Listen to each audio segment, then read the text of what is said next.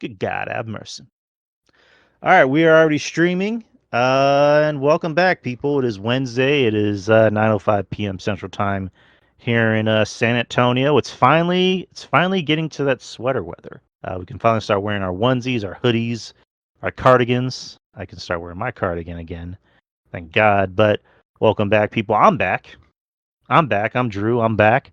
And with me, as always, is the man himself. Justin from Spinebuster Tees and SpinebusterTees.com.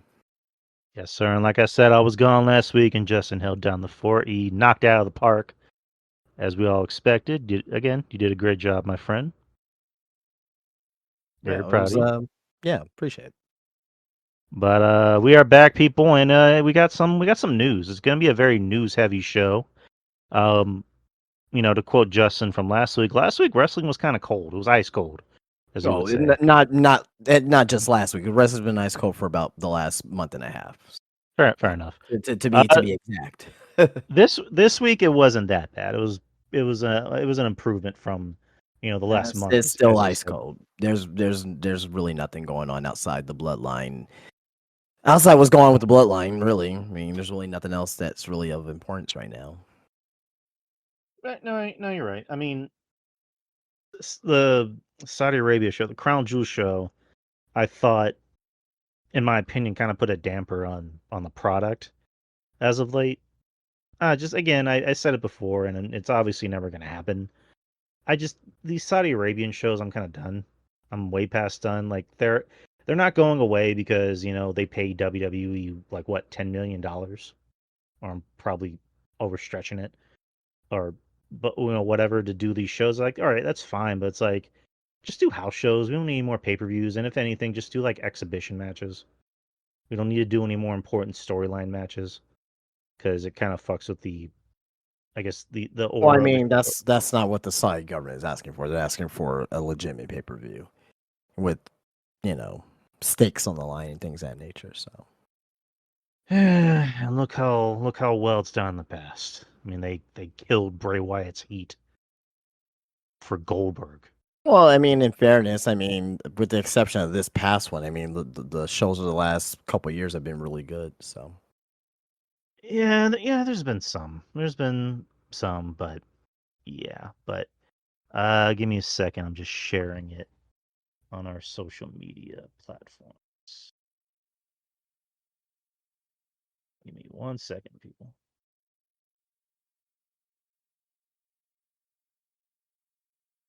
All right, so we're good to go. But yeah, that's just kind of how I feel about these shows. But all right, so let's do some news real quick. We got some news. I think we might have the same stuff. You might have more than me, but so the WWE ID program. We talked about it a while back. Um, it seems like it could be a good thing, not just for the company, obviously, but I don't know. I see some goodness coming out of this, but I know a lot of people are kind of poo pooing over it. Those kind of seem more like the AW ride or die people. But anywho, I don't know if this is the complete list of the prospects, but so far this is just everybody on the list. So I literally have no idea who these people are. So you're gonna have to fill me in on these names. So the first one on the list is Bryce Donovan. okay, what's the significance of us going over this? Just going over names, just to kind Oh, of okay. just I go. thought I thought there was some. I thought there was some news that came out about the program itself. I mean, there's just been a whole bunch of people that got signed. So Right, yeah. right, right, right. We're just gonna go over this, and then we'll talk about I guess the more important stuff. But again, I was gone last week, so we didn't really got a chance to go over it. But so Bryce Donovan, who can you tell me about him? He has a good size. Okay, it says a standout from Wrestling Open. Donovan debuted in 2016 for Creative Pro Wrestling and has put in the Yeah, miles ever since. that's basically Pat Buck and Brian Myers. Same guy that trained MJF. Yeah. So all right. I heard this name, Cappuccino Jones. Yeah. All right. Good looking guy. Has a nice name. And Where he's not going was? to keep that name. If he That's, comes to NXT, he ain't keeping that name. I mean, come on, they really have to keep that name. That is such a cool name. Yeah, they're not keeping that name at all. That sucks. I like it, but I'm just saying that's not a WWE name. Like, oh, your WrestleMania main event, Cappuccino Jones versus Braun. No. I mean, why the fuck not? Come on, Well, that's I cool. mean, WWE, you know that they trademark everything, and they want to create their own identities for the most part. So, I mean, if they change the name, if they change the name of Delta to Zarya, I mean, Cappuccino Jones has no fucking shot. I mean, that's Delta. I mean, come on, like Delta doesn't really have a ring to it. Like, coming to the ring, Delta. So I don't know, but I'm looking at. Near their Walter, and they kept it for a little bit until they changed it to Gunther. So, I mean, that was kind of bold because they let him be Walter for years. well, that was in still the NXT. Vince McMahon era too, and going into NXT 2.0. So, Right. But this guy really does keep with the gimmick of coffee. His moves are the double shot, caramel latte leg drop, half and half, espresso lariat, froggy brew, and dreaded decaffeinator. He's also from Coffeeville, Kansas, which is an actual place. So keep him up with the gimmick, brother. He's from Core Professional Wrestling. I have no idea what that is. Zeta Steel. I have no idea. She was in CZW, but also MLW and Marigold. So good looking girl. That's really all I gotta go by. She's been in the business for 2 years. Well, And good for her. Hopefully, she comes in and hope she's successful. So, her finisher is the unprettier. So cool. like every other woman. Yeah, right. Next is Zara Zacher. I don't know. The petite powerhouse. She just recently wrestled Masha Slamovich for the GCW title. She's been in the business for a year. All right. All right. Sean Legacy. Don't know. Been in the business for 7 years. Working everywhere but AEW and WWE during the years, the market leader attempted to expand outwards with NXT, and the challenger brand pillaged so much of the scene. He teamed with Chris Ridgway to defeat TMDK at the NJPW AJPW Noah Super Show on June 9th. Mighty don't kneel. Right. Next is Cartwheel Jack Summit. Well, I mean, yeah. Yeah. I mean, TNA guy. So, All right. That kind of shows you what you need to know. GCW, Ring of Honor, MLW, AAA. He recently wrestled in AEW on Dark, Rampage, and Collision. Yep. So, next is Marcus Mathers. Marcus Been around Matters. I heard the name. I think he's Philly's finest. I That's his kid. think he's I don't know if he wrestled for not it definitely wasn't GCW or CZW, but obviously he's wrestling in the Northeast. But GCW. I can't.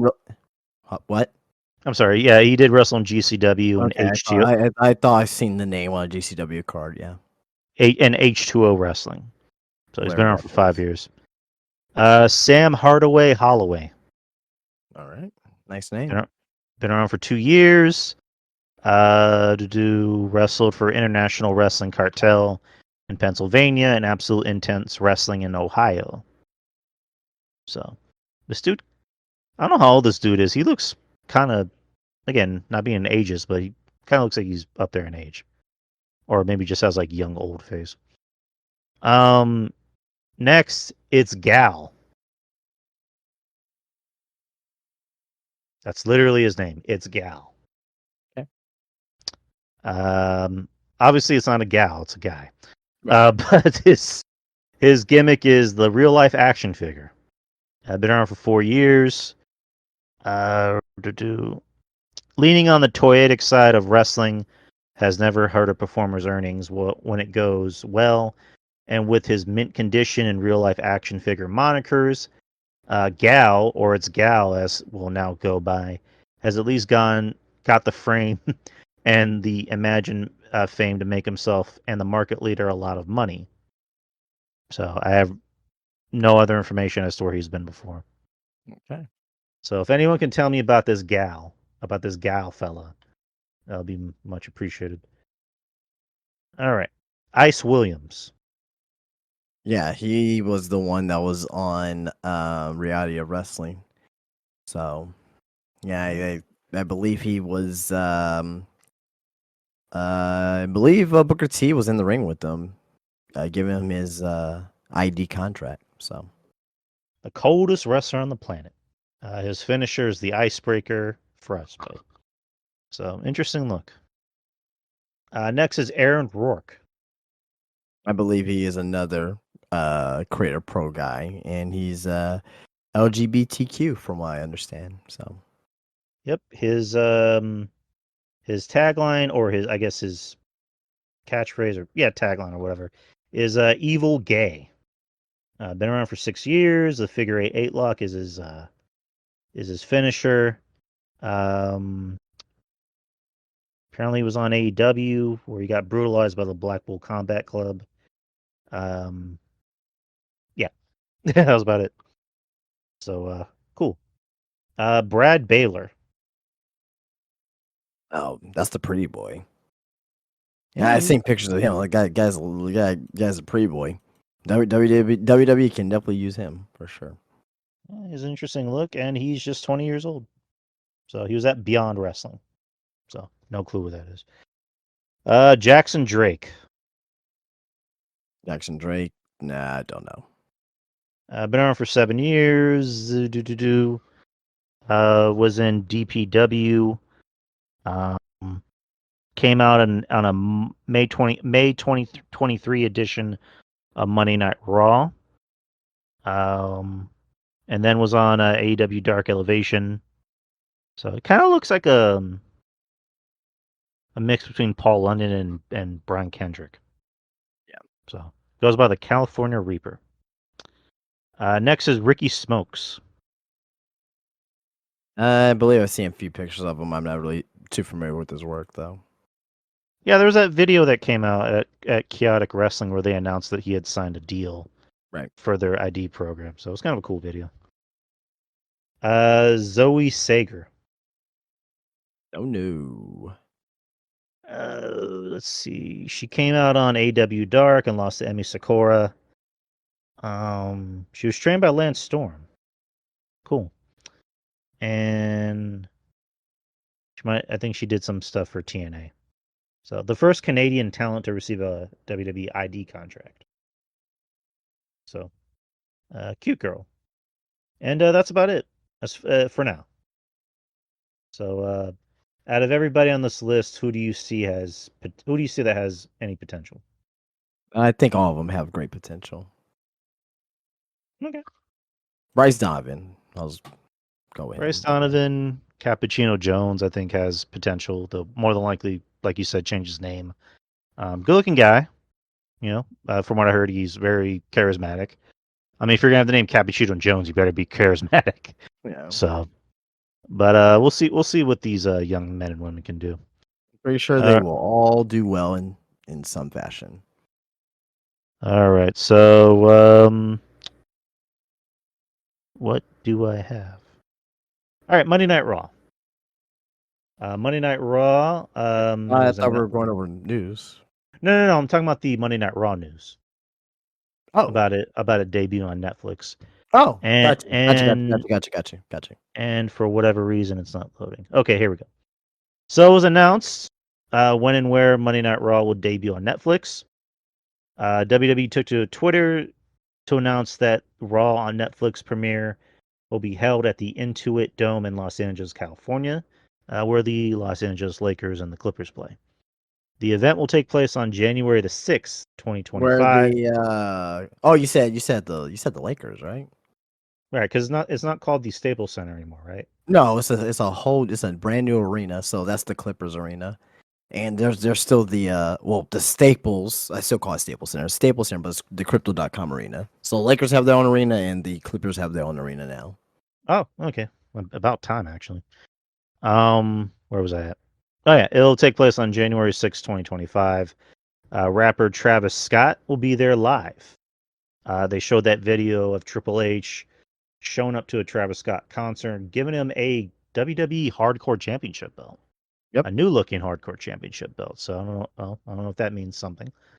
Additionally, John Cena, Roman Reigns, Bianca Belair, and Cody Rhodes are confirmed from the show. And I believe Netflix also showed a render of WWE Raw that it will be TV 14.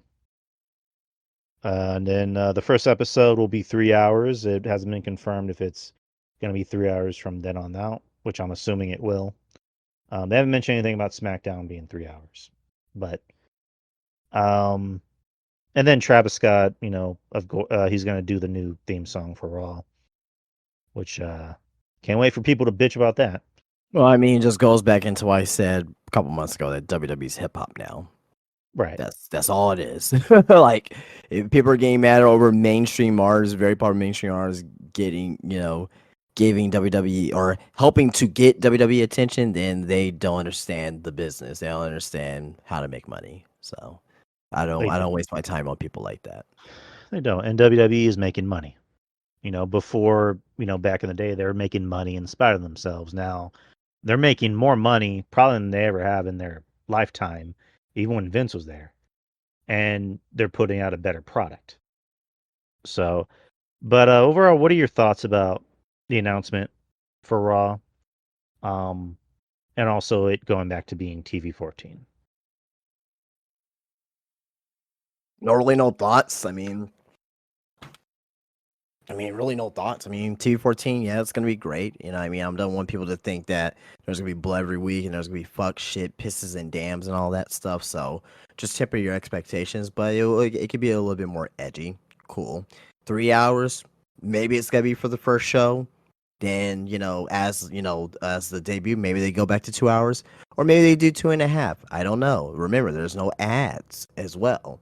Right. So if I really think that I think the sweet spot would probably be, 2.5 hours, maybe even 2 hours for the show, no ads. So, but I have no complaints about it.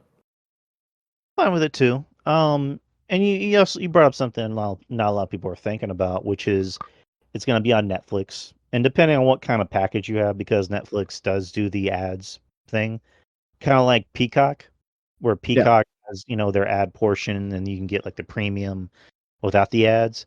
Um, personally, you know, the shows haven't been great when they went back to 2 hours. But it's still in that thing of like, oh shit, it's already 9. I can take my time, I can relax, I can get something to eat. I don't have to feel groggy after the show's done. Right. Um, but yeah, I'm excited about it going to Netflix.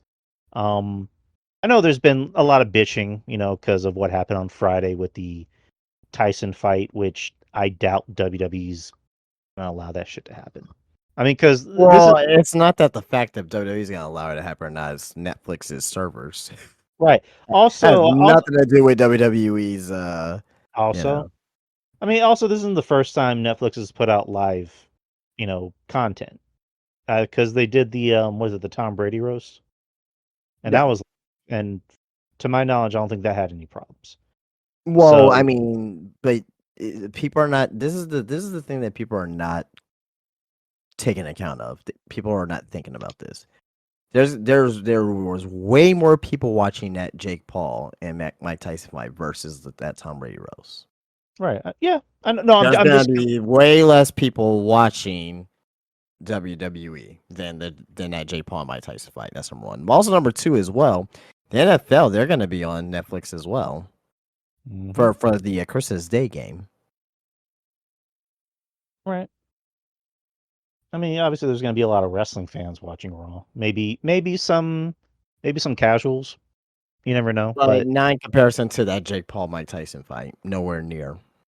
I don't think there's gonna be 50 plus million people watching WWE on a Monday night. I just don't see it. Maybe a couple million. But that Jake Paul and Mike Tyson fight did gangbuster numbers. right. Maybe with the announcement of Travis Scott, but compared to anything involving Mike Tyson, anything, I don't know.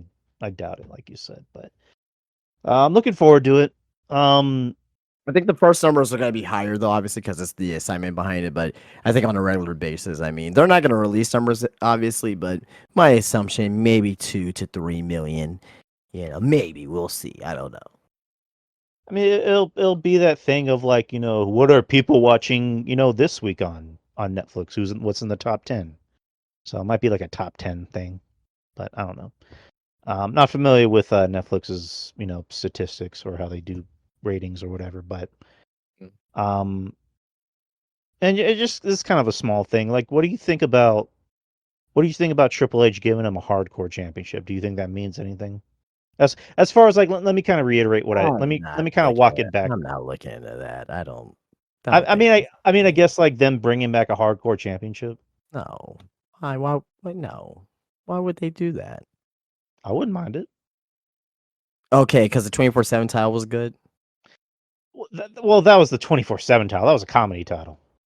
The hardcore title wasn't a comedy title back when Crash Holly was, in the fucking airport and he was in the jungle. Like, it's the same thing. Like, that was Crash Holly. Like, that was actually entertaining. But it was still a comedy title. For Crash Holly, it was. It was still a comedy title for the most part. And that's what when people talk about the hardcore title, what do they talk about first? They just talk about Crash Holly for the most part. No, I wouldn't mind. I wouldn't mind them bringing it back. I did not like the 24/7 title. Oh yeah, 24/7 title suck, but it's the same thing. You can name it 24/7 title, hardcore title, WCW title, whatever. It's the same thing at the end of the day. Like, it's just a different coat of paint on it. I don't want to see it. There's no use for it on current day WWE TV. I like the title looks nice though. I will say I thought the title looks very good. It's just I just wouldn't like. Yeah, tinfoil hats, take them off. I mean, I think if you're gonna go back to 3 hours, you need to kind of fill in some time. Again, just personal preference. True, but they were doing just fine without the 24/7 title a couple months ago too. I don't know. I'd rather see the hardcore title than the 24/7 title. That's just me. But keep R-Truth the fuck away from it. Just, yeah. All right. So we got to Raw. What news do you have? I have a ton of news. Where do we begin? Ricky Starks is gonna be making his wrestling return on January 17th, and it's gonna be in Chicago. No, it's not CM Punk's. It's not CM Punk show with WWE. It's with House of Glory. Nice. So apparently, he is still. The reason why I'm bringing this up is because that if he's gonna be doing a show on January 17th, that means his WWE possible debut ain't coming anytime soon. So, so he's gonna be with House of Glory. His debut doesn't think he's going to be against. This was just announced a couple hours ago, actually, that he will be at House of Glory in Chicago on January 17th. So, yeah. Any quick thoughts about that? Good for Ricky. Yeah. He's getting work. Unfortunately, it's not for his own company. Yeah. Cool. Did you want me to continue or? Yeah, continue, please. Okay. Well, so we have Saturday night's main event coming up in December, and I'm sure you already heard about this, Drew. But on January 25th, the second Saturday night's main event is gonna happen on NBC. It's gonna happen here in San Antonio. Yay! Oh yeah, I mean, don't know what's gonna be on the card for that, but I mean, they're gonna be seeming to be making these events now. Also, as well, I'm just thinking about this. January 25th. When is the Royal Rumble? It's in February next year, right? February 1st. Okay. So it's the week before the Royal Rumble. So, I'm pretty sure this is gonna have huge implications going into the Royal Rumble, right? It's probably gonna be it's gonna be a transition show. I don't expect like titles to change or anything like that. But what I do think is you may have a match or two that that possibly is not going to happen at the Royal Rumble is going to happen here. So you can definitely see something like that. But yeah, second Saturday night's main event is on January 25th. Quick thoughts. I'm hyped. You know, whenever WWE does come to town, we make an effort to try to go. We went to the last few shows. I think we went. When was Raw? Yeah, Raw was here like in March, I think. March, yeah. So that was the last one we went to. So we're gonna definitely try to go to this one.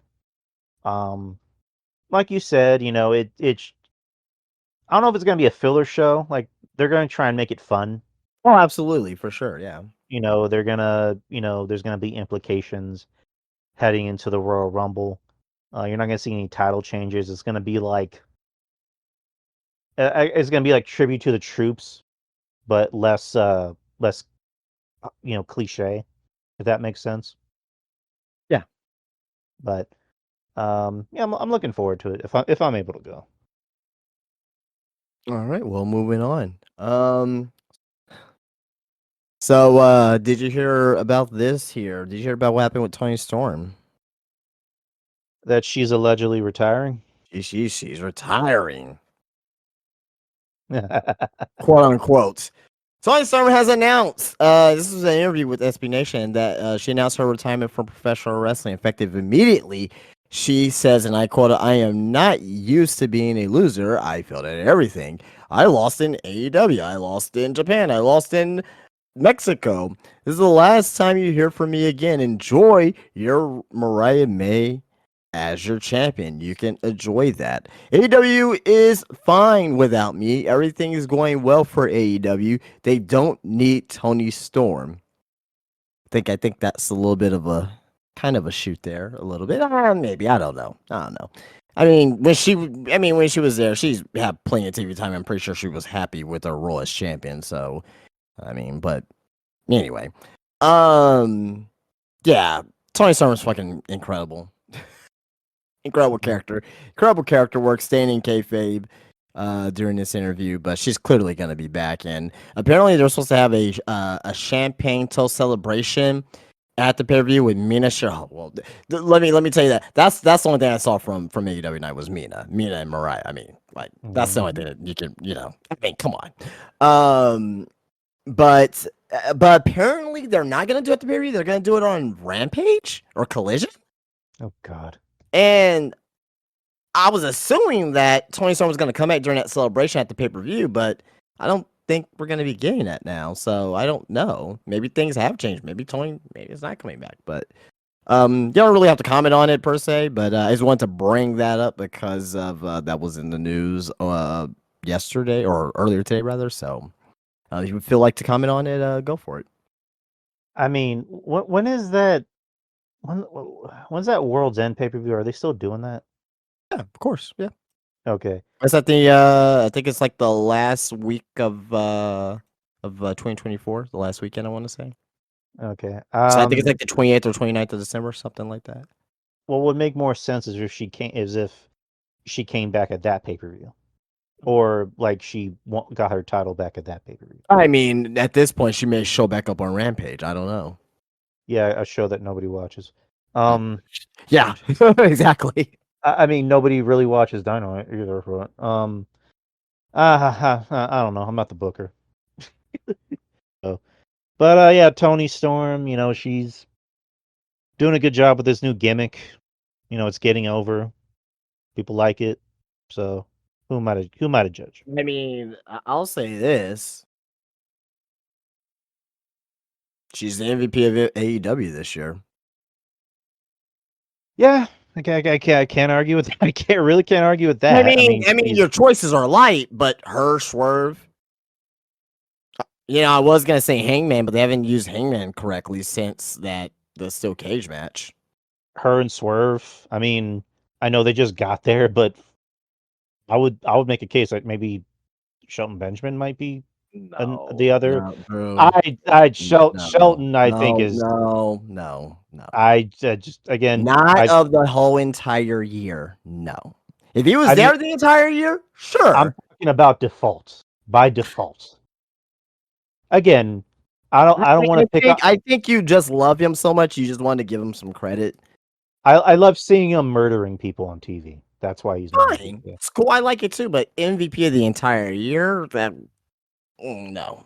It's a you know, I was gonna make a joke, but I'm not gonna say it. It was a political joke, but it was a political joke turning into a wrestling joke. But Oh, I'm not gonna say it because no. But no, just again, Swerve. Obviously, Swerve. Obviously Tony Storm. I think it's really those two. I don't want to pick on this guy anymore because I generally do like him. Adam Cole has kind of been not much of anything in AEW. MJF. Come from? MJF is MJF. He's always going to be MJF, but he's kind of not been. Granted, he's been filming a movie, so I'll give him. I'll cut him some I mean, slack. they all been gone. Like, so I mean, Tony Storm's been gone too as well. But I mean, like, I'm not gonna say like, oh, Young Bucks, obviously fucking no, right? Or uh, Private Party, no. Like, I think Tony Storm had an incredible reign, incredible interviews. Swerve, despite the beginning of his title reign got stronger towards the end. Bryan Danielson is definitely in the conversation, but he hasn't been around in the last couple months, so I don't think I would consider him as the full MVP for the year. I think Tony Storm, she'll definitely be back before the end of the year, and she'll get herself back into the title picture. So, Let me ask you something because I don't think I've heard you talk about it. What do you think about this whole thing with Moxley about his weird, you know, art house independent film monologues that he likes to cut before matches? I mean, I'll put it to you this way: I like the direction that they're going as far as the feel of it, but it doesn't make any sense on what's going on and what he's saying. Thank you. Like it's you can kind of we can kind of figure out what's going to happen. Even a guy like me who doesn't really watch the show, I can kind of figure out where it's going or where it's leading to. Like I But understand he's what he's saying, but like there's no taking a really long time to get to the point. well, that's Or that's the TK's fault storyline in there. general, yeah. That's TK's fault. So I just like even if this leads to Shane coming in, it's like then Well, I what? said it last week. I mean, even if Shea comes in, doesn't at this point, who fucking cares? Like then what? That's always the question I ask with anything. It's like, okay, then what? I don't fucking know. You know what I mean? This so obviously they've been hurting with ticket sales. They've been moving to smaller buildings, right? They had to cancel their one of their Collision episodes, Heard about that, yeah. and they moved it to a to like a Comic-Con. Oh god. I mean, I've been saying for a while they need to stop booking big arenas. Like the Wembley thing, they're always going to have that in their back pocket, and that's not. It's something nobody can ever take away from them. They, there was the whole story about like we sold 81, but it's really 71. It's like yeah, it's 71,000. Like be happy about it. And then this year it dropped down to like what 50 something or 40 Yeah, something. But still a lot of as far people. I mean, fuck. yeah, it's still a lot of people for an AEW show, but for their Brady TV show, Brady show. Yeah. right? But for AEW, like you would expect that from like WWE to like sell out that arena. You know what I mean? But for AEW, good for them. Right. But for their TV shows, they really do need to book smaller venues. I mean, because NXT, It doesn't matter, bro. It like doesn't matter. They're on a well, huge decline right now. right, like NXT, like they got too big for their britches. Like, oh, the brand's gonna help. It's like, maybe you should book smaller venues. Like for that St. Louis show where they tried to book an arena, but they weren't selling enough, so they went to a smaller venue, and it looked better on TV. It looked really, really good on TV. Yeah.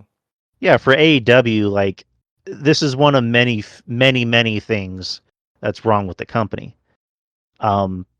It's one of those things like it would maybe be a step in the right direction. Oh my It's gonna god. take a while. I'm sorry to interrupt, but you know why they said that they can't book small arenas, or they had issues booking small arenas?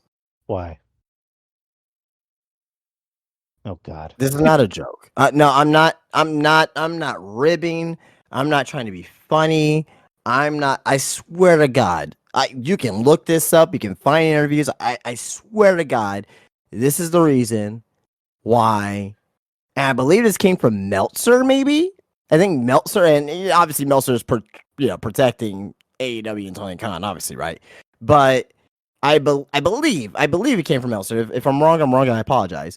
But I believe the reason why they're not booking small arenas and that they're gonna start to is because of the light trust.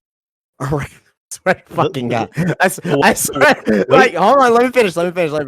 It's because of the light, the lighting, like the lighting rig. They don't have a smaller lighting rig to put inside of a smaller arena. That I swear. I swear to fucking God. a guy I'm that not. has $1 billion that can't afford a smaller light. I swear to God that's the reason why they're not booking small arenas right now. I swear to God. Look it up. Look it up. I am not kidding at all. Because of the lighting rig. I believe you. If it came from Meltzer, I'm gonna believe it because he just. Oh my God. You can afford Guns N' Roses. You can afford a famous Guns N' Roses song to promote a pay-per-view. Dude, I will say this. That is the best piece of work that AEW has done this year. That was an incredible high package. Now, if it has to take Guns N' Roses and November Rain to explain what's going on, that's a bad fucking job. But the production of it, incredible. I loved it.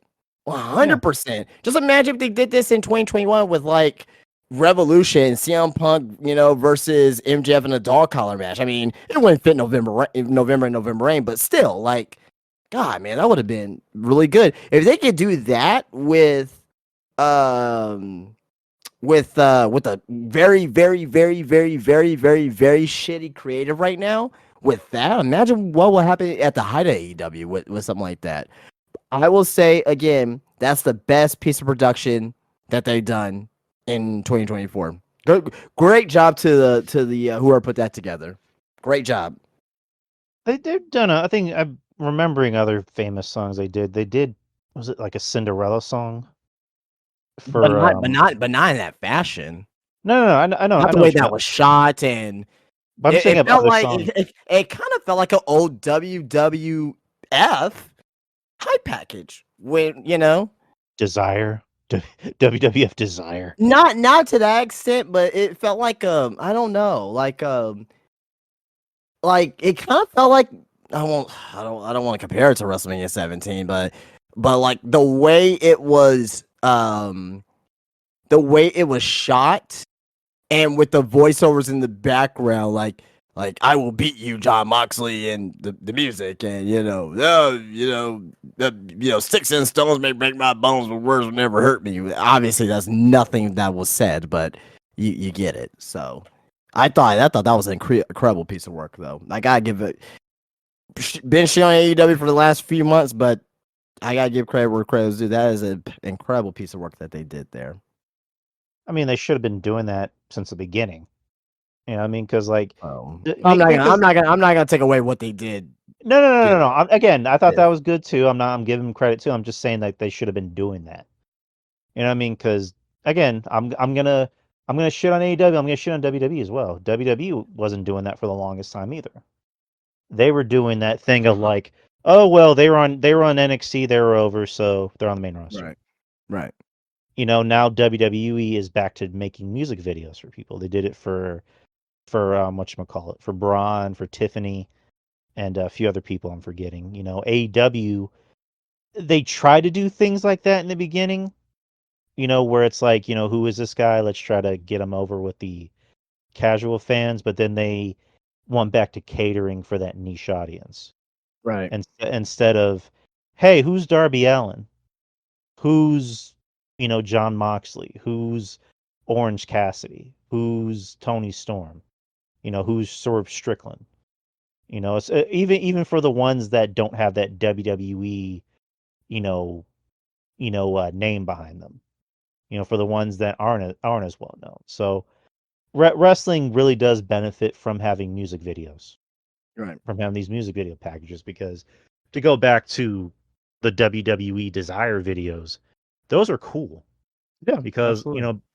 because they had one for fucking Jeff Hardy out of nowhere, where it was that Our Lady Peace song, it's not enough, it's not enough. Like I thought that was fucking cool Yeah. because it's like fuck yeah, I love Jeff Hardy, I love this music video, I want Jeff Hardy to be my champion forever and Right, ever right, and right. ever. You know what I mean? And they did one for that Creed song. Remember that Creed song? Everyone remembers that song. My sacrifice Yeah. when you were with me. So, but yeah, just in closing, wrestling in general, it's good to have music videos because I think ECW did the same thing too. Well, they got away with that shit in '95. They were just going with Nirvana, Rob Zombie, just everybody, man. Offspring, like, yeah. Yeah, in general, I do love these wrestling music videos, but Well, I just saw this on Twitter, and well, everyone is jumping off the AEW bandwagon. It looks like so. what happened? Well, I just put it in the chat. So, but as you're doing that, I'm gonna bring up the next news story here, so we can move this along. I see this. So just to kind of be quick, and then we'll move on to the next topic. JD from New York, who for the longest time was the biggest AEW guy. He still kind of is, but now he's been No, more critical. no, no, no, no, no, no, no, no, no, no. He has not been on AEW bandwagon for He's months. no, For no, months. he's been very critical. That's kind of the point. Is that now that he's critical and calling out the bullshit that yeah. But anywho, he put on his Twitter the worst AEW Dynamite Go Home show for a pay per view in the history of the company, and the creative is getting worse week by week. Fuck your November to remember. It's a November I want to forget. Live. Jesus Christ, man. Hey, I mean, people don't like the truth, and the AEW fans and the Tony Khan does not like the truth. So, They do uh, not. But you know. continue, please. Anyway, um, so staying on AEW God. because this is why I had next on my list here, and after this, we'll be transition kind of AEW into WWE, but Kenny Omega. He is going to be making his return to New Japan instead of AEW, and he had an interview with Sean Ross Sapp last week, and these are the three reasons why he is going to be going back to New Japan first. Number one, he says he owes a debt to New Japan for allowing him to become the star that he is. Number two, he doesn't want to take a TV spot from someone in AEW. And number three, he doesn't think AEW needs him right now. And yeah, he also said that AEW is doing pretty much incredible, right? I mean, he has to say that, obviously. Yeah, Like, yeah. he's one of the founders of AEW, so I'm not gonna get him about that. Like, it says I think he says the shows have been clicking on all cylinders, quote unquote, like close enough. So, what are your thoughts about this? One, I wish I had a soundboard so I can play that. Why the fuck you lying? Why you always lying? Um, Number two, the AEW does kind of need Kenny Omega back because A, he's one of the founders, and B, He is the only one left that I won't say. I don't think he can save the company, but he's the only one left that can make AEW feel like AEW. yeah, Like that, like when you think AEW, like 2019, 2020, 2020, I think about Kenny Omega. He's one of the first guys yeah. I think about, like 1000%. And I kind of find it funny that his first match back isn't with AEW. And yeah, I mean, you said what you said, that he thinks he owes a debt to in New Japan, but I still find it funny. Where it's like, I'd rather have my first match back Technically, be. it's a joint show between AEW and New Japan because it's gonna be Wrestle Dynasty, but it's in Tokyo. It's in the Tokyo Dome, so it's basically a New Japan show. you know. Yeah, I mean It's more it's of a New like Japan show, like kind of like how Forbidden Door is more of an AEW show than a New Japan show. Like this show in Japan is gonna be more of a New Japan show than an AEW show. So I mean it'd be like if like your current girlfriend was like, "Hey, can you pick me up from work?" Yeah, but I gotta pick up Ashley from work. Isn't Ashley your ex girlfriend? Yes, that's what this feels like. this is what I think. I think that he just doesn't want to go back to AEW right now. I think he's seeing what's No. going on TV and he's like, "Fuck this! I ain't going back over there right now." Let me ask you something. Do you think Kenny Omega really wants to be in AEW right now? No, yeah, I just said that. Yeah, I don't Oh, think he wants to do that. your connection kind of was a little Oh, okay. haywire. Didn't know that. My bad. Yeah, Your I think that I don't think that he doesn't want to be there right now. And I think he said that pretty much you guys this shit sucks right now, so I don't want to be there. your camera froze, bud. It, can everyone hear me in the chat? Did We y'all can hear me hear you. just It's just fine? your camera froze. Like My you're camera stuck. froze. Yeah, you're stuck. Like your face is stuck. Okay. Did Kyle did I skip or anything on this side? If you no skip, okay. Well, saying I'm okay on this side. My camera's back on. Yeah. All right, you're fine. You're good. Okay. Well. Anyway, yeah. So. Slight glitch in the matrix. Yeah, that's about it. All right. Well, let's move on. Any closing thoughts about this? Kenny wants nothing to do with Tony. That's my closing thoughts. All right. Moving on, kind of transition out of AEW, kind of sort of, and we're coming into WWE. This is a good little transition story here. NXT attempted to book the Hammerstein Ballroom to follow up on the 2300 arena success of that NXT show. However, the date that they wanted was too close to the dates Tony Khan and AEW had booked, and that's coming from the Wrestling Observer newsletter. So Tony Khan is going to have the Hammerstein Ballroom booked. So I don't know. I don't have the exact dates here, um, but I will ask you this. Would you want to see more wrestling shows back in smaller classic venues like this, like the ECW Arena and the Hammerstein Ballroom? Because AEW is going to have a show.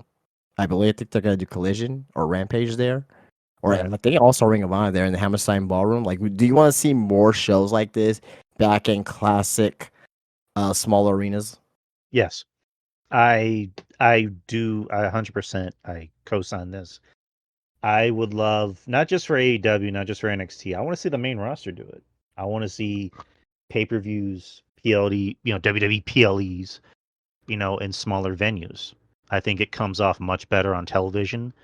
I think it has more of an intimate kind of feeling, for the TV audience because, WrestleMania in a big stadium, that's WrestleMania. Right. SummerSlam, yes. You can kind of. I think there's an argument to be made, with SummerSlam maybe being in a smaller venue, not like a small venue, but like I don't know, like you know what I mean, right? But Yeah, the only thing I would challenge you on is that WWE main roster is far surpassed that. Unless if a story would make sense for it to be there, like in the ECW arena, like in the Hammerstein Ballroom. Because WWE, they're always telling, "Oh, we broke records, we broke records, we broke records." They're not going to break records in the Hammerstein Ballroom, unless if they seriously raise the price of tickets. Like if they go times 3 on tickets, then maybe sure. But outside of that, I mean, I would love to see NXT there. I would love to see AEW there. I would love to see TNA there too as well. I think TNA would will do some good things in small arenas like that too. So I yeah. think they've been there before. TNA. That was Oh yeah, when. they have been. They have been. Yeah, Yeah, yeah. That's the one where Dixie Carter got signed to the table. but yeah, I just personal preference. I'm speaking more for myself that I think it would be interesting. I think it'd be interesting if WWE did like a PLE or maybe like a special event, one time only thing in the Hammerstein Ballroom or in the 2300 arena. Like that'd be fun. To me, that'd be fun. Like do Extreme Rules at the 2300 arena or in the Hammerstein Ballroom. That'd be fun. Yeah. That'd be really fun. Like, Okay. and since they love ECW, quote unquote, do like an ECW, one night only, one night stand ish kind of thing with Extreme Rules. That'd be fun. To me, that'd be fun. Yep. Alrighty. Well, moving on. Next we got, and this we were talking about Netflix earlier. You know who's gonna be coming back to WWE around that time? Potentially. Is it a guy that we can see or can't see? No, no, it's not a guy, but it is a man. Both sources within WWE and Netflix have stated that Becky Lynch is Ooh. expected to be back in the mix with the company by the time Raw premieres on Netflix. That would mean that Lynch and WWE are close or have confirmed a new agreement between the two sides that is coming from PW Insider. No shock here. I mean, eh, if anyone thought that Rebecca Quinn was going to show up in AEW is a moron. No. She cannot sit there and watch what's going on over there in AEW and say like, "Yeah, I want to be there." 'Cause She can't. I mean, the only thing I think she'll care about is like, "Hey, I'm making money. Hey, I could be with my daughter." So right. be it. But I think Becky, I think she has way more love for the business than you know Yeah, I think she wants to be back in the and plus, still be with Seth, still be with your husband. So I think that'll be a lot easier too for both of them. So Right. Like yeah, Becky's coming back, and when she comes back, she's gonna make bank. That's the talk. She's gonna make you're gonna bank. make what? Bank. Oh, I thought you were talking about Sasha. No, we're not talking about her. No. Oh, okay. Also, I have to say this, and I know we're done talking about AEW. Ruben Prime, shout out to Ruben Prime. He sent me this video of something that happened tonight. There's a segment with Mercedes and who the fuck was it? It's Mercedes and Chris Statlander. Where she's like trying to do the bank statement, but she keeps like slipping off of her back, and it's just like, why the fuck would they put this on their social media? This is awful. This is bad. Like this reminded me of when my cat was trying to climb on my back, and I kept trying to get him off my back because I was trying to fix his bed. Right. I'm like, dude, get the fuck off my back! I'm trying to fix your bed. And then he ends up sleeping on the side of my bed. So I'm like, whatever.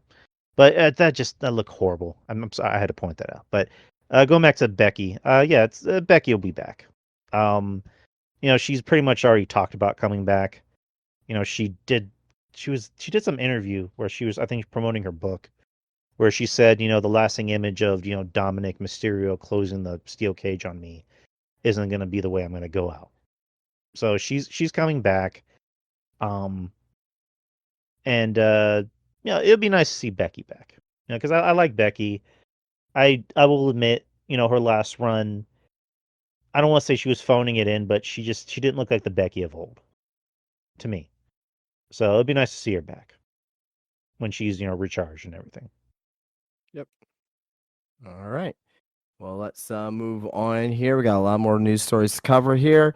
Back to AEW for a sec here. The main AEW talent like the Thursday Collision tapings because it is easier to stay an extra day after Wednesday shows than travel home Thursday and return Friday or Saturday. That is coming from Mr. Meltzer. Just say, Meltzer, that I don't know. I don't even know what to even think anymore with this shit. Just basically say that, hey, we don't want to do our shows live anymore because we were trying to cut out the crowd. We're trying to sweeten the sound a little bit because it sounds dead. That's why we're doing recorded shows.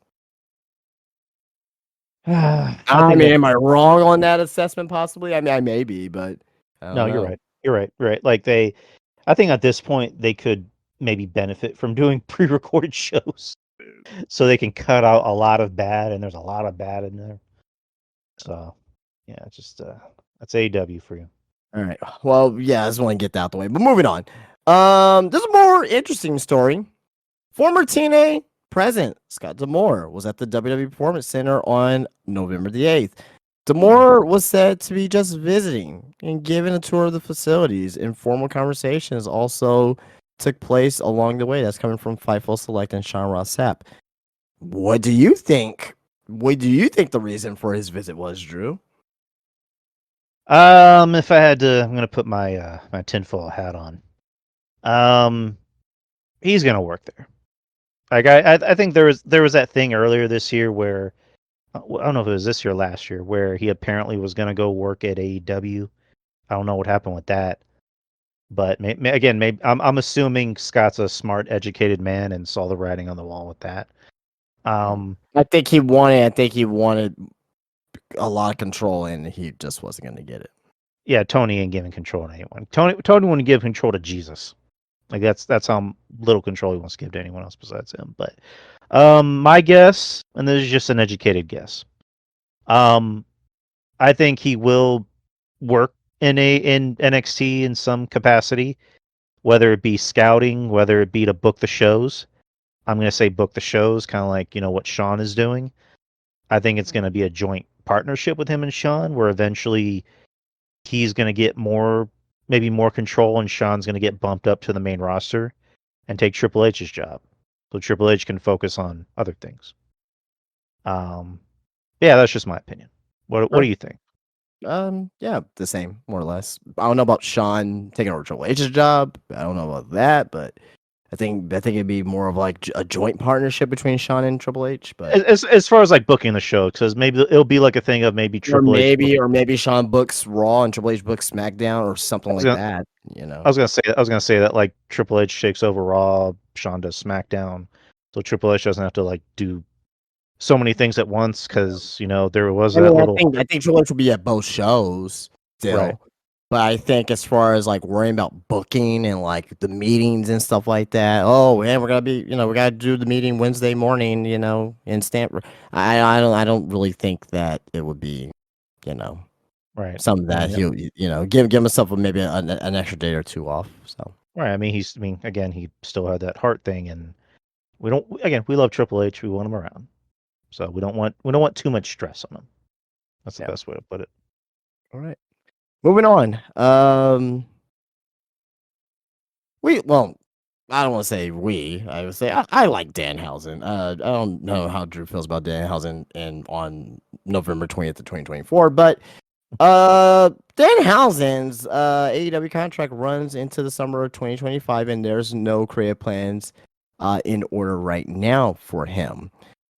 Also as well, sources claim AEW and Danhausen have not been in regular contact for over 6 months now, aside from indie date approvals.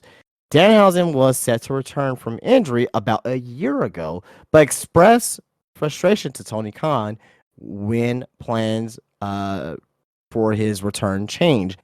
There were pitches to bring Danhausen back earlier this year, but nothing materialized. Though he remained he remained willing to return to AEW. AEW was of the belief that Danhausen wanted to prioritize indie bookings over wrestling on Collision on Saturdays. On the other side of things, it was said that he indicated to AEW that there were family-related reasons that caused adjustments to his availability. AEW has seen him doing indies before that period, and believed that he didn't want to work on Collision. Also, as well, Bryan Danielson was a big proponent of Danhausen and pushed for some creative ideas for him within AEW earlier this year. Fightful Select has learned, and all that was from Fightful Select. All right, that was a mouthful. Danhausen. His contract apparently summer 2025 is going to be up. AEW is not using him right now. He was injured and he's been, they're not using him. If you have to, take a guess on the reason why do you think AEW is using Danhausen right now? Why they're not. I'm gonna put my tinfoil hat on again for this topic. I think maybe you can call me crazy. I think it has to do with his friendship with a certain a Philip Jack Brooks. Am I far off with that? I think you hit the bullseye on this one. I mean, I don't want to be that guy, but it's like Ricky Starks. Who else? I mean, yeah, they booked Darby well because Darby, Well, he's a day oneer. he's a day one guy. But House of Black, FTR. FTR, House of Black. Who else? Who else is friends with Punk? Obviously Danhausen. It's like, Yeah, that company is petty as fuck. Tony is petty as fuck. The Bucks are petty as fuck. Kenny is the only guy that's like, I want nothing to do with this. Just pay me my money, please.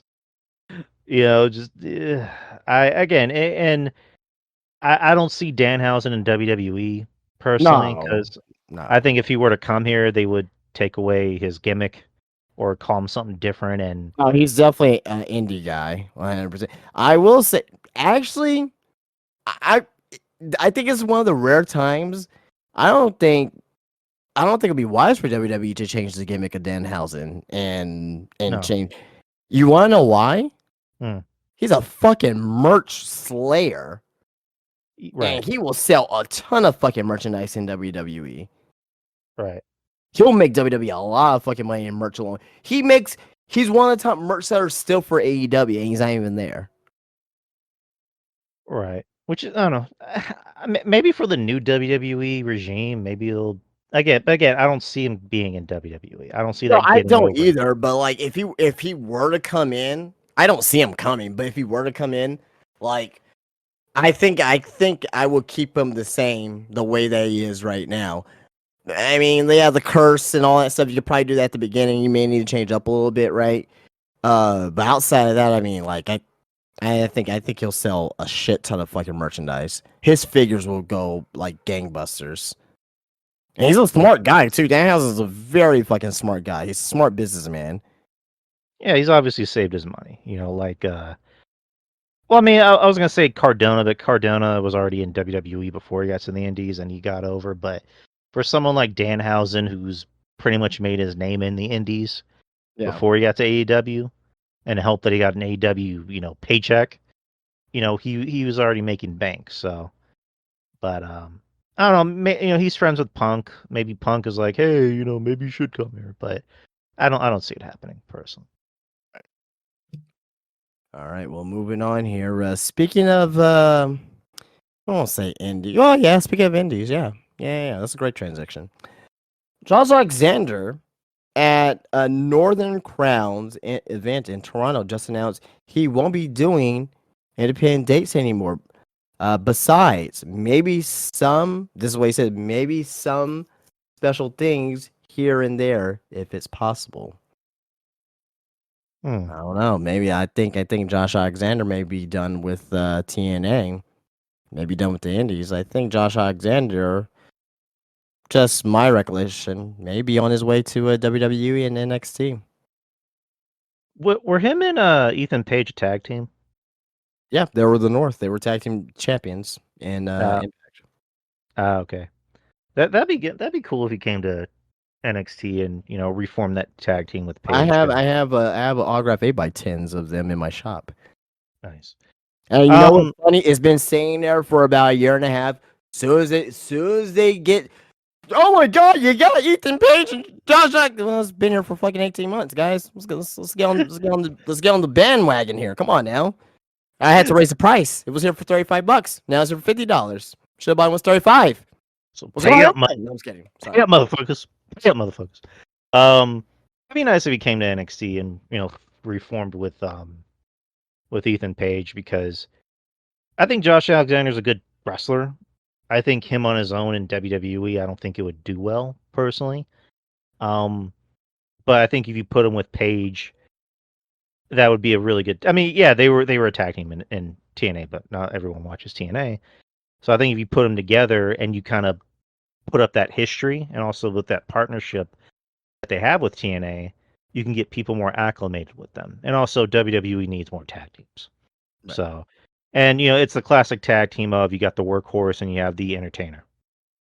There, that's all you need. And I love Ethan Page. I think he's doing good. I think he's doing some of his best work, if not his best work in NXT. And I kind of don't want to see him slide off since it looks like he's not going to be in the main event title picture anymore. So yeah, I would like to see Josh Alexander in NXT. All right. Well, we'll see what happens. And the last thing here, last bit of news: TNA guy, Speedball Mike Bailey. His existing TNA deal expired on November 1st. Bailey filed for trademarks on his ring name on November the 8th. That came from PW Insider. Following up with Fightful Select and Sean Ross Sapp, Speedball Mike Bailey's TNA deal actually runs through the end of this year. However, he finished up with the company and said his goodbyes already. He was able to talk to other companies and expected to head to AEW in January. As of now, he wouldn't be able to do the Continental Classic. Then Oh no. earlier, well, no. I'm sorry. That's it. Yeah. Speedball Mike Bailey heading to AEW. Thoughts? How long until we get him and the Beast Mordos on Collision? Well, I mean, maybe that'll be maybe his first match actually. Here's how I can tell how his AEW tenure is going to go. He's obviously going to make more money than he's ever made before, so that's a plus. He's probably going to have Did you know? Sorry to interrupt. Did you know he was banned from wrestling in the U.S. for 5 years? Oh, what do you do? He was just banned. Was it because of his karate? Yeah, absolutely. Nice. Oh my. Yeah.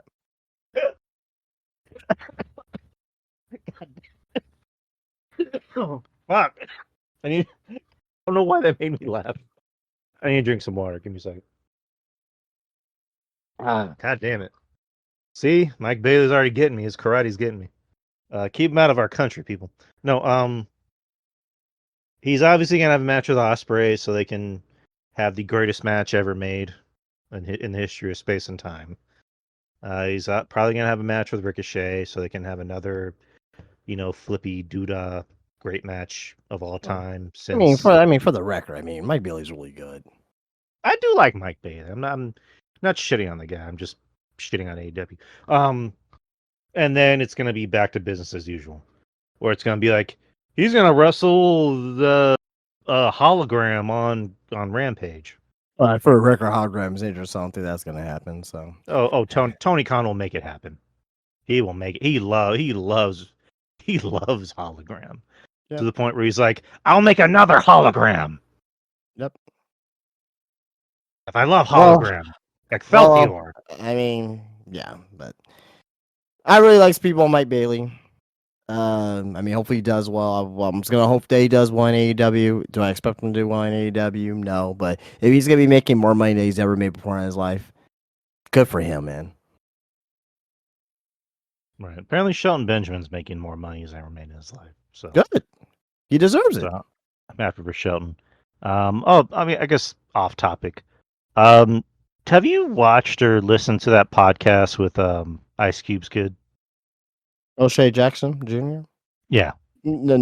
Now I know he's a huge wrestling fan. Like he's like very, very, very, very huge in wrestling. But no, there's way too many podcasts to listen to nowadays. I can only choose what I can choose. I like his. I mean, he had one with Mark Henry on, and Mark Henry just randomly tells a story about how he would go to OVW and just, I guess, test a lot of the tougher, like amateur wrestler, ex-fighter, wrestlers like limits and call it like the graduation ceremony. So like you said he fought Batista, he fought Brock Lesnar, and Brock like hyperextended his knee. And then he just says, Shelton Benjamin whooped my ass. So it's just like, Shelton's a legit tough guy. Which I mean, I've heard before. I've heard Shelton is someone you don't want to fuck with. Like he's a nice guy, great guy. Um, does a lot for video games too. Like he's big into video games, but he's someone that you don't want to fuck with. Like he will beat your ass. Even at like age 49, he'll still beat the fuck out of everybody in that locker room. So So the reason why Mike Bailey was banned, he was in 2016. It was reported that Speedball Mike Bailey was banned from entering the United States of America for 5 years after he attempted to enter the country without the correct working visa in place. As a result, the Canadian wrestler continued to work on the independent circuit in his home country, United Kingdom, Europe, and Japan. So, so basically 5 years of his career was taken away from him. Because like if you're not wrestling in the United States, it's like, are you really wrestling? well, that sucks. I mean, was he able Anyway, to get that? Was he able to get that fixed? I mean, obviously. yeah. I'm just asking. I I corrected mean, it was myself. in 2016. I mean, yeah. No, AEW is gonna hire him without a visa. Well, at this point, anything's fucking possible with this company. So, Tony Khan's like, I need him. I need him in my company, in my country. God damn it. yeah. Well, he's Anyway, going. that was that's all I have. All right.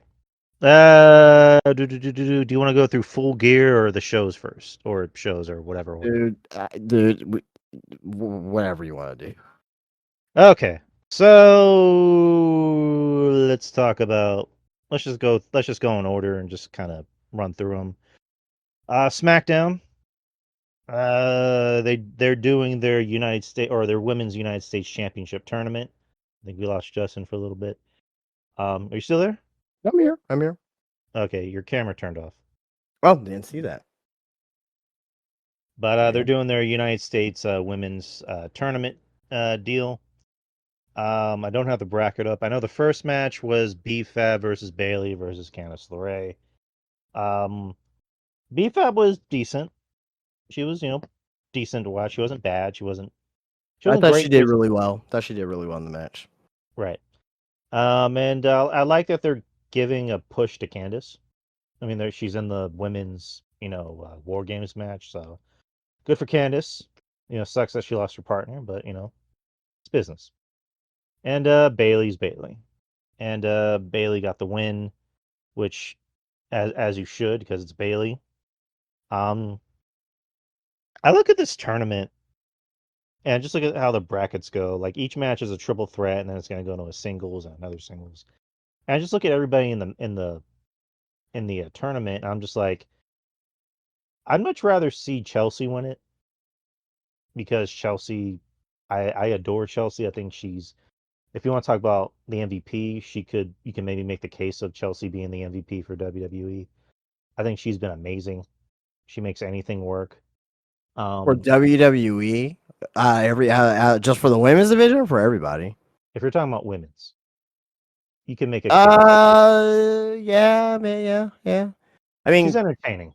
As far as entertaining I goes, wouldn't put her number one, but I think she's a candidate for sure. I don't know. I love her. I think she Yeah, needs a reward she's for it. great. She's fantastic. She's entertaining and she can work. People forget how good she actually is. I mean, she went to NXT and had that match with Roxanne, and she was fucking great over there. She worked against Julia in her first match on NXT, and she did a great job there. So it's just like she needs recognition. So I kind of hope she wins this tournament. Michin, I think, is doing a great job too. She's kind of reminding everybody, hey, I can still wrestle. I can have good matches. So I'm kind of hoping that the final ends up being Michin and Chelsea. That seems like something I'd rather see. I don't want to see Bailey with the title. As much as I love Bailey, I'd rather see this go to somebody that needs it more.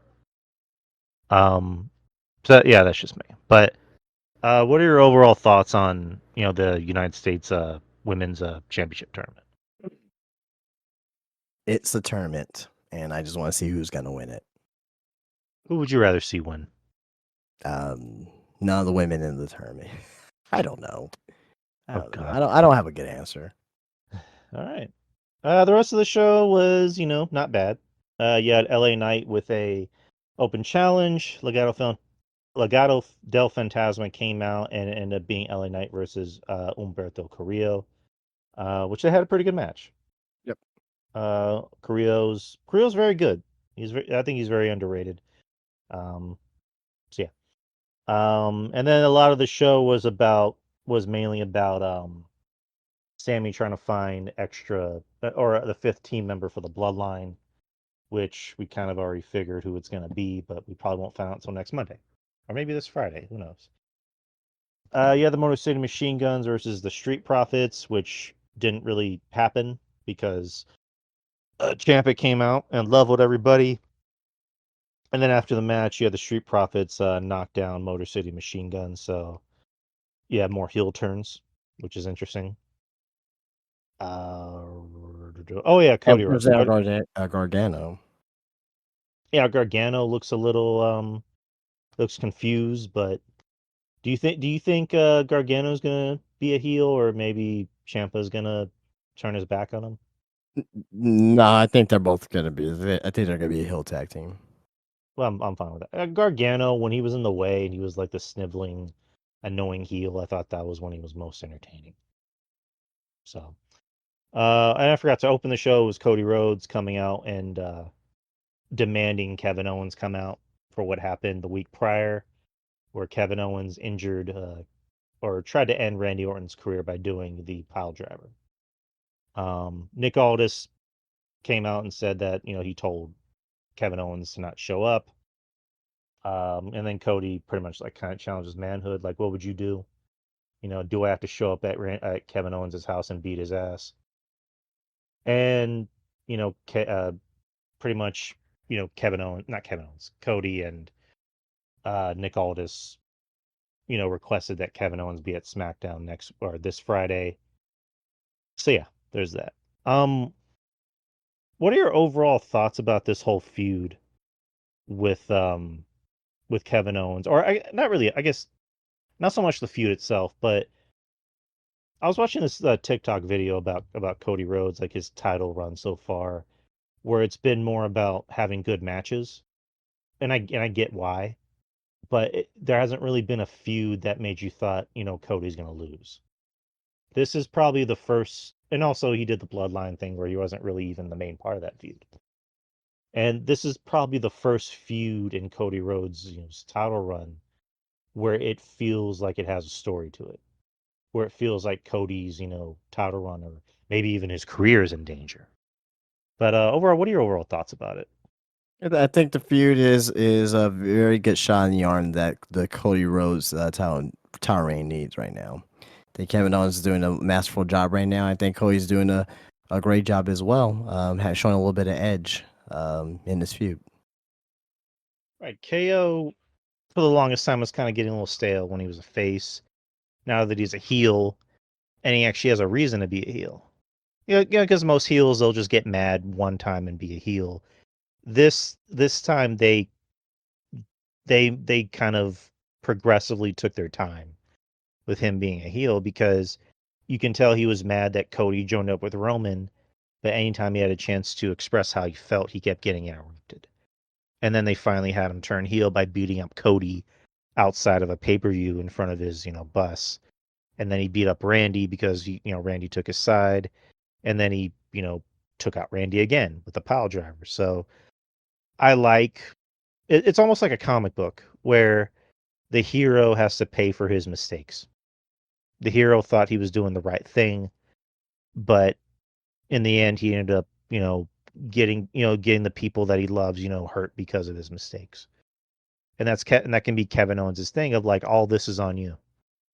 Randy's neck, his career, this is all on you.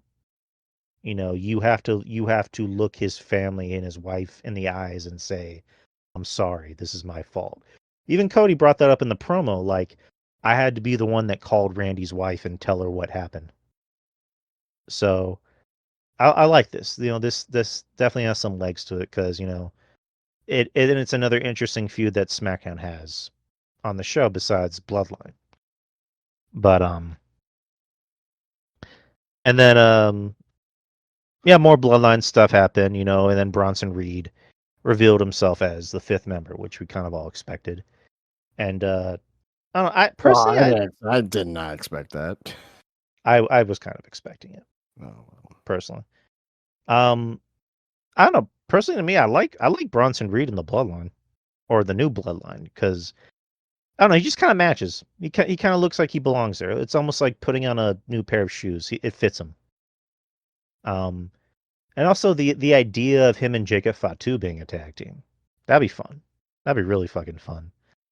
But yeah, there's that, and then the main event was Nia Jax and Naomi, which was no bueno to me.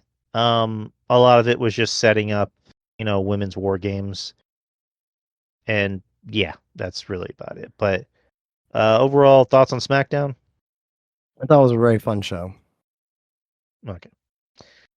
Then you have Monday Night Raw. Monday Night Raw was a pre-tape from last week. For the most part, decent show. Again, more setting up for the pay-per-view. Rhea Ripley returned as the 5th member for the Faces, and she's wearing a mask, a la undashing Cody Rhodes. Were you surprised to see Rhea back? Yeah. Right. I mean, because we were under the impression that she was going to be out for a while. So I don't know, but maybe she was able to make it work with the mask. I don't know, but Rhea will be back for War Games. Yeah, that's about it. More trying to recruit Seth to the Team Bloodline, but Seth doesn't want anything to do with Roman. And then the main event was Seth versus Bronson. Decent match, but there was distraction by Solo, which Bronson took advantage of and got the win. So more than likely, Seth was already going to join the team, but more than likely, this is more initiative of him joining the men's Bloodline team. What else? Gunther getting bitched out by Damien. Yeah. I don't know how you feel. The whole thing about Gunther being afraid because he lost to Cody. Why? I don't. Really love the showing size of the human element for Gunther instead of him being a total machine. So I'm fine with what they're doing. Yeah, but him being afraid, I get the human side. I totally get that. But and yeah, they are taking a little bit of steam away from Gunther because they've done it before. They did it with Asuka. Remember when Asuka was this unbeatable killing machine, and NXT they bring her up to the main roster and she loses, to fucking Charlotte at Mania, which probably wasn't a good idea, but they take steam away from everybody, and they're doing it to Gunther to kind of show that he's human. But him being afraid just because he lost to Cody, like, I don't get that. I personally don't like that. I get they want to give something back to Damien because ever since Damien lost that title, he's kind of really done a bunch of nothing. The feud, with Rhea and the Judgment Day should have been a much bigger deal, but it just turned out to be nothing. Really a bunch of nothing. But I don't know, what do I know? But yeah, it's so far for Survivor Series, you have 3 matches. You have the 2 War Games matches and you have the world title match. I'm gonna assume it's gonna be Cody and KO. And No. why?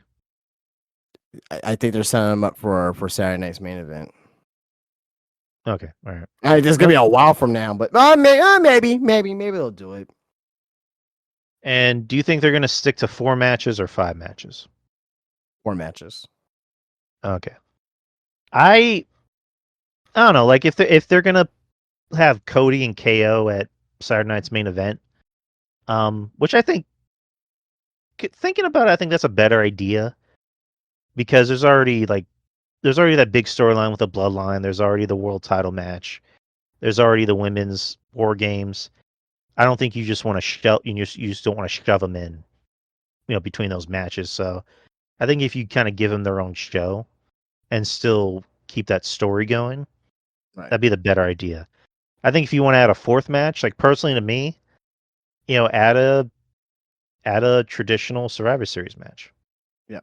Add just give fucking Cross's group and the White Six, put them on Survivor Series.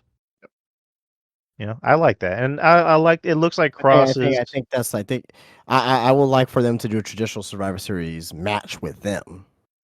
right, and I'm kind of liking the pairing of Cross and the Miz. Like that's a tandem I never thought I would imagine would happen. But yeah, just It's been all right. It's been all right. Yeah. the Miz. The Miz has always proven that he can get any like odd pairing over.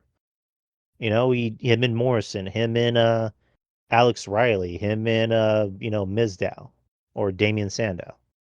He's Yep. done it before, and him and Cross, like Cross looks more comfortable on the mic. I like that he's growing facial hair back. So I'm digging it. I like it. Um, did I miss anything else of importance on Raw? No, not at all. All right. So that was Raw.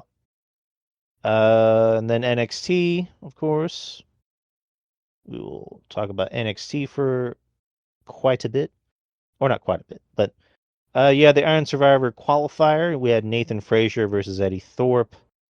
The story pretty much for the whole show was all the tag teams in this, I guess, tag team gauntlet or qualifier, wherever the hell it is. They're trying to intimidate, Fraxium to Right. the point where they surround the whole ring during his match.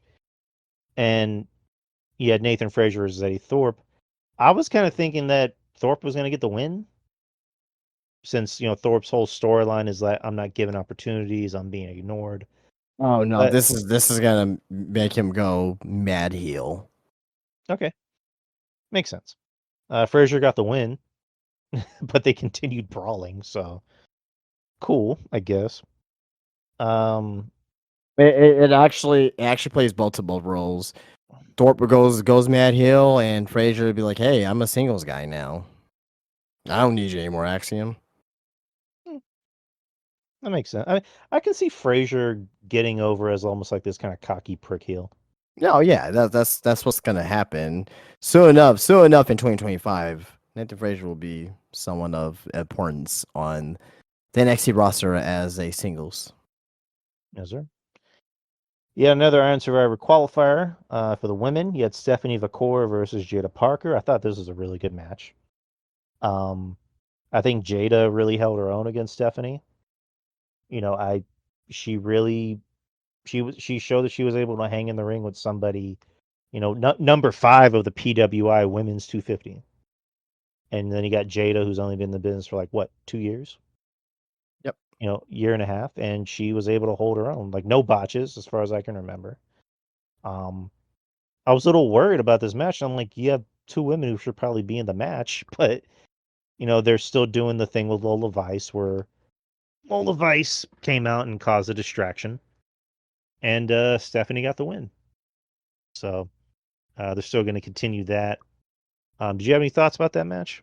I thought it was a very good match. Fairly good. Fairly good. Nice. And then Roxanne Perez is on vacation. So Ruka interrupted her vacation, so that was kind of funny. Tony D'Angelo versus Brooks Jensen in a non-title match. D'Angelo got the win. After the match, Spears shook hands with the Don as a distraction, and Jensen hit D'Angelo with a chop block. So there we go. And then next you had Ashante the Adonis and Carmen Petrovich versus Dion Lennox and Brinley Reese. Both teams sporting I guess their alma mater or their favorite colleges. I think Dion Lennox was at the University of Portland. Or Oregon. I'm sorry, Oregon. Decent match. I like Ashanti the Adonis. I think he's entertaining as fuck. And yeah, he's in this storyline where he likes Carmen Petrovich. So there you go. Carmen Petrovich will also be at Bloodsport this weekend. Yep. Carmen Petrovich, Miles Turner, I believe, and who else? Am I missing a name? I don't know. I saw a list earlier and I'm blanking on it. I just know it's Carmen Petrovich versus Sumi Sakai. Right. Iron Survivor Challenge, Zarya versus Ren Sinclair, our girl. Good match. Really good match. I thought Ren did a good job making Zarya look like $1,000,000. And Zarya is Zarya. She's gonna go out there and dominate. So you more than likely she was gonna win. I'm pretty sure they're gonna do like a like a last minute thing of like, if you lost, you have another chance to get in the tournament, blah blah. Right. But Zarya got the win, and she continues to shine.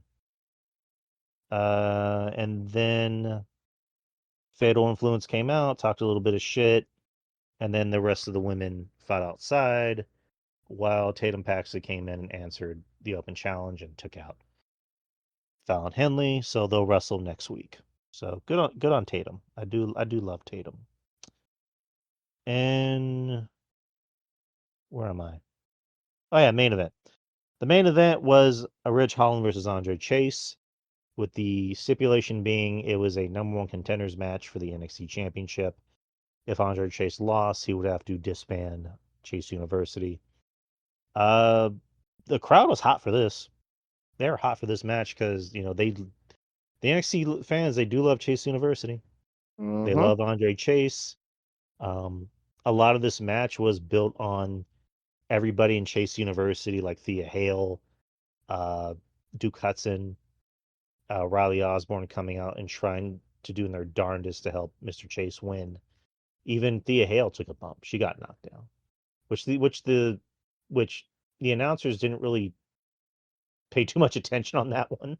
I thought they were going to make a bigger deal about it, but in the end, Rich Holland got the win, so he'll be the number one contender. And The Chase end U of is no Chase more, U. which is quite sad, by the way. But I don't know, if it means Thea Hale getting more opportunities, her being on TV more, cool. Riley Osborne. I mean, I think Riley Osborne's already getting more opportunities, like being on TNA. Duke Hudson, I don't know what they're gonna do with him. And I don't know what you do with Andre Chase after this. Kind of hard. I mean, I think they're gonna keep him on. Like, do you think they're maybe gonna kind of progress him being in the back as like an agent, producer? What do you think? I don't know. I don't know. We'll see what happens. Seems like a well-liked guy backstage. Yeah. And Duke Hudson, he's got size. I think he'll be fine. And he knows how to work, and he has personality. Yeah. All right, so that was NXT. It was delightful, as usual, as Jeff Lippman says. So we're gonna go to Full Gear, if you're up for it. Let's get this over with. Oh boy, it's that kind of show. So Full Gear is this Saturday. Is it Saturday? Yeah. Let's see, 20th, 1, 2, yeah, Saturday. The 23rd in Newark, New Jersey, in the Prudential Center. There are 9 matches on the card. That includes a pre-show match, and more than likely this is going to end at fucking midnight because it's AEW. The pre-show match is going to be Big Boom AJ with Big Justice versus QT Marshall. And the Rizzler. The Rizzler's going to be there too. Question: who is this AJ guy? He's a well, yeah, have you not seen the Costco Boom videos? No. All right. Well, I've seen the name. I've seen the names because they came out on like Jimmy Fallon or something, but when they say boom to everything, I don't know who that is. I'm sorry. No, it's okay. Well, he's a professional wrestler. He's Well, indie wrestler, so that which is relevant for this. Well, good for him. He's getting a payday. Who do you think's winning? AJ. He's a wrestler. Right. Yeah. Yeah, QT Marshall is gonna do the job. I mean, he's not a ego guy, so he's perfect for matches like this. So yeah. All right, so main show who you match. think's gonna win? I mean, I would think AJ. All right, Since he's the celebrity, quote unquote. Yep. MJF versus Roderick Strong in a singles match. MJF.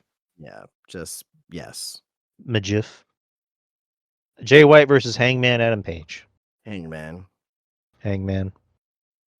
4-way tag team match for the AEW World Tag Team Championships. Private Party, the Outrunners, Kings of the Black Thorn, and the Acclaimed. Private Party, but I wouldn't be surprised if they put the Thousand Outrunners. They're so fucking over. Yeah, give it to I'll say Private Party retains. Singles match for the AEW TBS Championship: Mercedes Moné versus Chris Statlander. Mercedes. Bobby Lashley versus Swerve Strickland. Excuse me, Bobby Lashley. Bobby Lashley. Should be a good match. Oh, it's gonna be a really good match. Yeah. Jack Perry versus Daniel Garcia for the AEW TNT Championship. Jack Perry. Should be another good match, though. But I don't care about the match, but it should be a good match. Jack Perry, though. Yeah, I'll say Jack Perry. Will Ospreay versus Kyle Fletcher. Kyle Fletcher, Mark Davis is going to interfere to reinform Ozzy Open. I'll just agree with everything you said. Sure. Well, yeah. Well. And AEW World John Moxley. All right. We got AEW World Championship and a John Moxley versus Orange Cassidy and a who gives a fuck match. John Moxley. John Moxley and his neo-Nazi group are gonna cause more racism. But yeah, that was Full Gear. So we're done with that. Let's talk about ratings. Because we're at an hour 36. We're good on time. Ratings. So where do we start? We start at SmackDown. From November the 15th, it drew a 1.234 and a 0.32 in the demo. It's actually down from last week. 1.536 and 0.47 in the demo. Where the fuck did I go? Okay. Collision. 356, 0.11 in the demo. Last week there were 332 and 0.10, so they had a slight increase. Raw from November the 18th drew a 1.516 and a 0.49 in the demo. Last week there were 1.564 and a 0.49. So the demos stay the same, but the rating was slightly decreased. NXT from last night drew a 672 in the demo and a 0.19. Oh, no. 672 in the rating and a 0.19 in the demo. Last week there was 631 and 0.16. So they had an increase. So good for them. So that's the ratings. And excuse me. Oh, you're welcome. Or you're excused. And kind of I guess a little fun fact thing that I wanted to do. You know, I won't take too long with this. This day in wrestling history. I'll be quick with these. NWA Clash of Champions 8 in 1990. What do you remember about that? I don't. All right, Thanksgiving Thunder took place in Jacksonville, Florida. Rick and Scott Steiner retained the NWA United States Tag Team titles in less than 2 minutes against the team of Magnum Force 1 and Magnum Force 2. In the main event, Ric Flair pinned Butch Reed after various interference from Theodore Long, Ron Simmons, and Arn Anderson. So that happened. 1993 WCW Battle Bowl was held in Pensacola, Florida. A lottery-type concept paired with wrestlers at random for various tag team matches, with the winning team from each advancing to an over-the-top battle royal, and the winner of the battle royal being declared the winner of the Battle Bowl. It fucking sucked. Vader eliminated Sting to win the Battle Bowl. I just mumbled. I don't know what the fuck I said. Vader last eliminated Sting to win the Battle Bowl Battle Royal. Try saying that really fast. You said it sucked? It was an awful show. 94 in Tokyo, Japan, Bull Nakano defeated Alundra Blaze to win the WWF Women's Championship. Yep, and they didn't play it on Raw the next night either. they still basically said like, oh, why does Alana Race doesn't have her women's championship? Well, we don't know. God. They basically like no sold it. So In 2002, I'm going to skip a few of these because they're kind of like meh. In 2002, at NWA TNA Weekly Pay-Per-View, Jeff Jarrett defeated Ron Killings to win his first NWA World Heavyweight Championship. I'm back, baby. I'm back, baby. In 2011, Survivor Series was held in Madison Square Garden, New York. The main event saw John Cena and The Rock team up against and beat The Awesome Truth. One night only, apparently. This was the first. Never before, never again. Never again. Prior to this match, CM Punk defeated Alberto Del Rio to win the WWE Championship and hold the title for 434 days. And then 2016 in Survivor Series in Toronto, Ontario, Canada. The main event was Goldberg versus Brock Lesnar, where Goldberg beat him in 86 seconds. And then, let's see. That's about it. That's really about it. Well, I guess the only thing of interest, but Yeah. All right, we are done, people. That's the whole show. We did an hour and 40, so that's pretty much all we needed. But much thanks to Justin, as usual, who makes the show work the way it does. Yeah, yay, Justin. You still got it. Clap, clap, clap, clap, clap. You still got it. But yeah, shout out to all of our friends who supports the shows. Shout out to every one of you who listens to the shows. Head over to the YouTube channel and subscribe, like, and share. Get those numbers up, peeps. And then you can find the show anywhere that podcasts are distributed, like I don't know, iTunes. We're apparently big in France. We're number 111 in France, an iTunes wrestling podcast. That's yeah. Oui, people. And anywhere else like Spotify, look us up. We're not hard to find. And Twitter X handle, DY Experience. That's about it. Justin, tell the people about Spinebuster Tees and what have you. Spinebuster Tees, SpinebusterTees.com. Go on there, get yourself a t-shirt, get it sent to you, delivered to you in time for the holidays coming up here. So, get yourself an array of tween designs that you can get on the website. Spinebuster Tees on Instagram. Follow me there. Keep up to date what I got going on inside my shop, inside of Warlands Americas, which is Spinebuster Tees. And where you can go and find yourself Funko Pops, action figures, obviously t-shirts, wrestling mask, memorabilia, a lot of great stuff that you can find on Spinebuster Tees at Wonderland America, Spinebuster Tees on Instagram, and SpinebusterTees.com. Yeah. All right, people. We will be back next week, same time, same channel. And that's about it, people. Have a good week. Be safe. Oh yeah, next week is Thanksgiving. I forgot about it. It's already here. Yeah. Yeah, we will be doing a pre-Thanksgiving show. It'll be on Oh, I Wednesday, don't know if so I'll be doing that. I may be cooking during that time frame, but we'll talk about it. we're gonna do a pre-recorded show. We'll talk about it after we get off air. But anyways, people, have a good week. We'll be back next week, whenever that is, and take care. Peace. Yeah, peace out, guys. Have a good one.